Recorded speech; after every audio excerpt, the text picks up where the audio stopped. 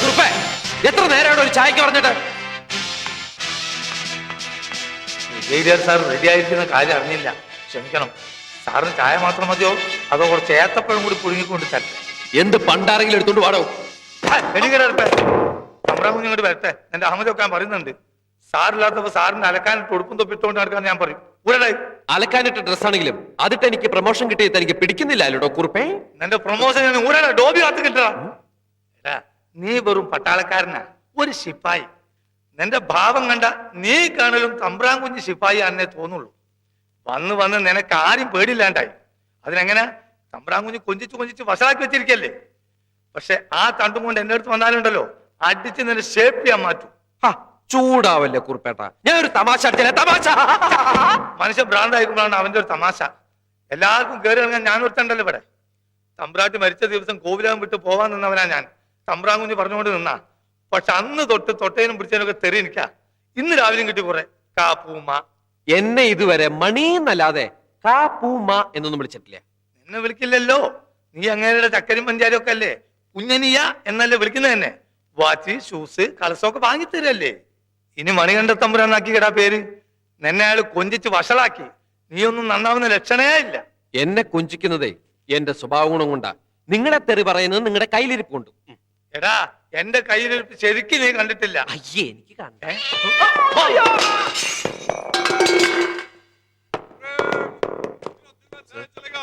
ക്യാൻറ്റീനിൽ സാധനങ്ങൾ വാങ്ങാൻ സാറിന്റെ ചിറ്റ്. അത് വീട്ടിൽ വെച്ച് വാങ്ങിച്ചൂടെ? ഇവിടെ വന്നാണ് ചോദിക്കുന്നത്. Sorry sir. അവന്റെ ഒരു വിനയം. ഒരാവശ്യം രണ്ട് വയറ്. ഇവൻ ആളിത്തിരി കുഴപ്പക്കാരനെ. തന്റെ ഓർഡറിലാണെന്ന് പറഞ്ഞ് ഇത്തിരി ഗമ കൂടുതലാണ്. അവനൊരു പാവമാണ്. എനിക്ക് അവന്റെ ഒരു അനിയനെ പോലെ. എന്റെ ഈ മുരടിച്ച ജീവിതത്തിൽ അവൻ ഒരാശ്വാസം.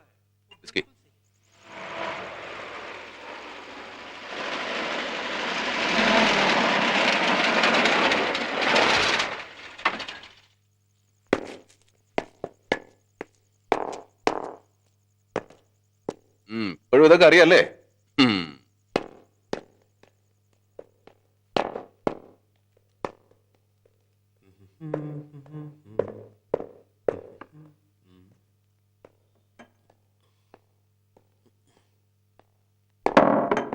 ഒന്നും എടുത്ത് വെച്ചില്ലേ?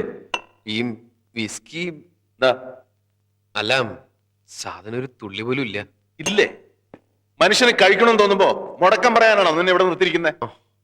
ഇല്ലെങ്കിൽ വാങ്ങി വെക്കണം. അതിനല്ല ഞാൻ അവിടെ വന്നേ. അപ്പൊ സാറല്ലേ അവിടെ നിന്ന് ഓടിച്ച്. ഞാൻ വിചാരിച്ചു സാറ് കുടി നിർത്തിന്ന്. കുടി നിർത്തിയെന്നില്ല അച്ഛൻ. അല്ല, നിന്റെ കാണുമല്ലോ.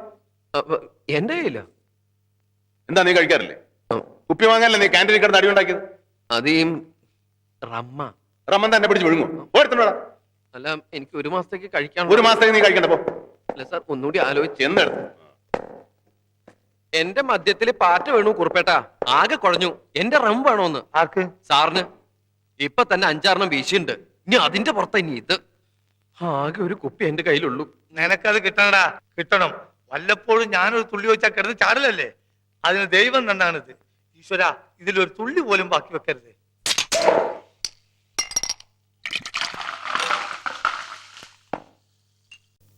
സർ,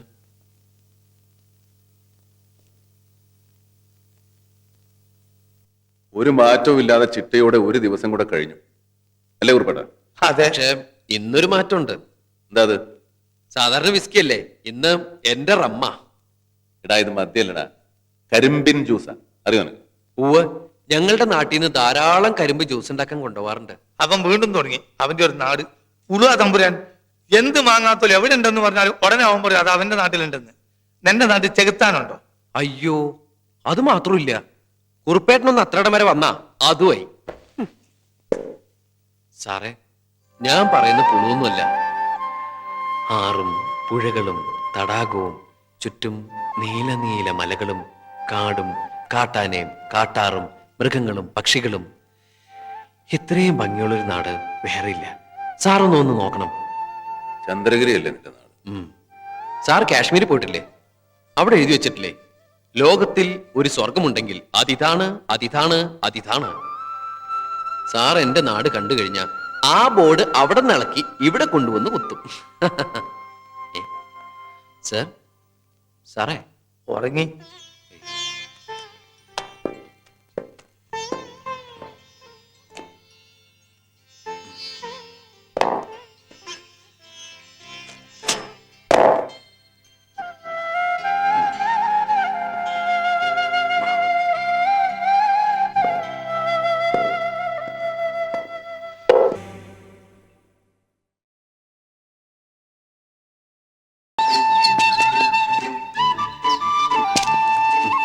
പോടാ പോടാ പോടാ കേറി പോടാ.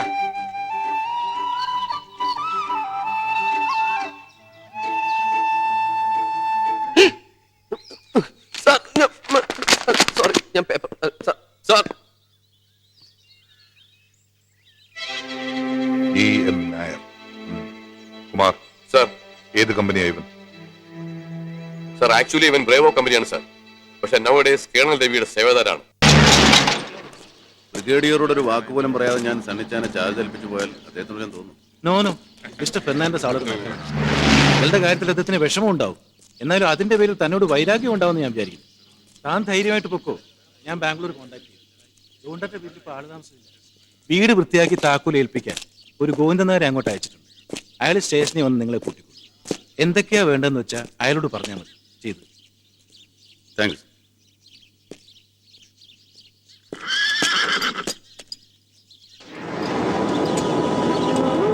Swathi, come on, yeah, let's go.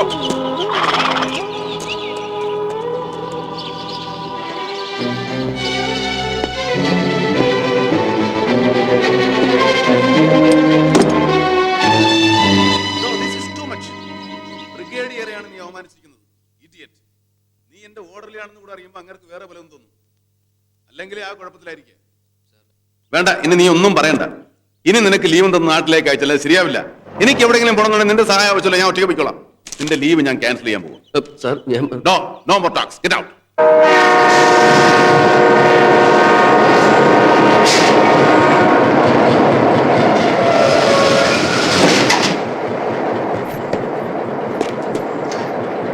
കാത്തു നിൽക്കാൻ തുടങ്ങിയിട്ട് 2 മണിക്കൂറായി. വണ്ടി ഇന്ന് ലേറ്റാ. ആ പറ്റരുത്. ആ എന്നാ പിടി. സൂക്ഷിച്ചു പിടിക്കണേ. ആ നടന്നോ.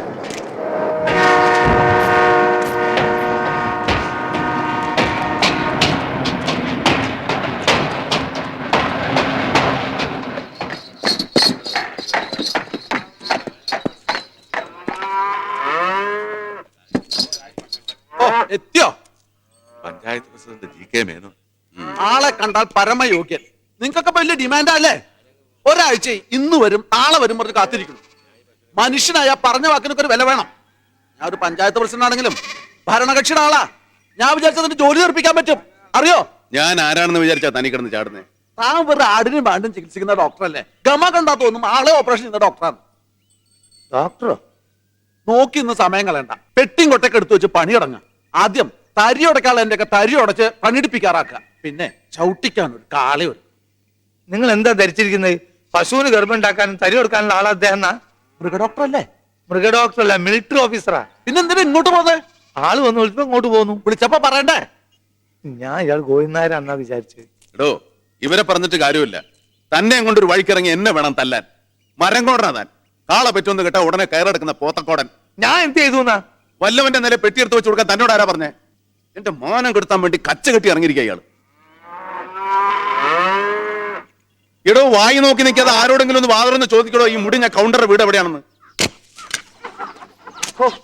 വല്ലാത്തൊരു ചുറ്റലായിപ്പോയി. പട്ടാളത്തിൽ നിന്ന് ഒരു കേണൽ വരുന്നെന്നും പറഞ്ഞ് കാലത്ത് മുതൽ കാത്തിക്ക സ്റ്റേഷനില് വെറുതെ. എന്നിട്ട് അയാൾ വന്നില്ല. എവിടെ? അങ്ങേരിനി വേറെ വല്ല വഴിക്കെങ്ങാനും വരുന്നുണ്ടോ ആവോ? അടുത്ത വണ്ടി ഇനി 3 ദിവസം കഴിഞ്ഞിട്ടല്ലേ ഉള്ളൂ. അതുവരെ എനിക്ക് ഇവിടെ നിൽക്കാൻ വയ്യ. അങ്ങേരെങ്ങാനും വന്നാൽ ദേ ഈ താക്കോൽ അങ്ങ് കൊടുത്തേക്ക്. വീടെല്ലാം നല്ല തുടച്ച് വൃത്തിയാക്കി വെച്ചിട്ടുണ്ട്. എന്താ ഗോവിന്ദനായരെ, നിങ്ങളുടെ പട്ടാളം വന്നില്ലേ? ഇല്ല, ഞങ്ങൾ അതിനെക്കുറിച്ച് ഇങ്ങനെ സംസാരിച്ചുകൊണ്ടിരിക്കുകയായിരുന്നു. താക്കോല് ഇവിടെ തന്നിട്ടുണ്ട്. ഇന്ന് തന്നെ തിരിച്ചെത്തണമെന്നും പറഞ്ഞാ എന്നെ വിട്ടത്. ഞാൻ പറഞ്ഞതൊക്കെ ഓർമ്മയുണ്ടല്ലോ. ഗൗണ്ടർക്ക് വളരെ വേണ്ടപ്പെട്ട ആളാണ്. കാര്യമായിട്ടൊന്ന് നോക്കിക്കോണം. അത് പിന്നെ പ്രത്യേകിച്ച് പറയണോ?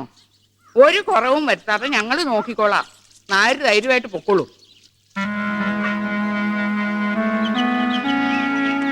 പുറകുവശത്ത് മുഴുവൻ പൂട്ടിട്ടിരിക്കുക. പട മേടിച്ച് പന്തളത്തി വന്നപ്പോ പന്തം കൊളത്തി പട. പടയല്ല, പെടയാണ്. നല്ല പെടയാണെന്ന് എനിക്ക് വെച്ച് തരേണ്ടത്. താനാണ് ഇതിനൊക്കത്തിനും കാരണം.